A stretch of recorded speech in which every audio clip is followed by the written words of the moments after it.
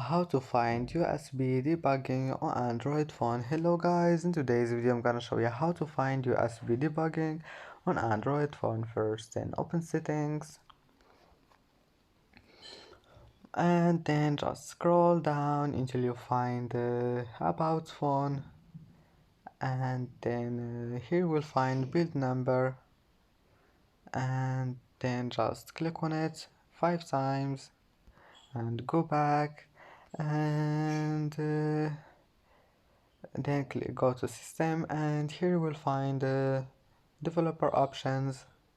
Now scroll down, and as you see here you will find USB debugging. If you want to enable it, all you need to do is just click on it and then click OK, and you can disable it again and then just go back. It will be saved, and that's how to find USB debugging on an Android phone.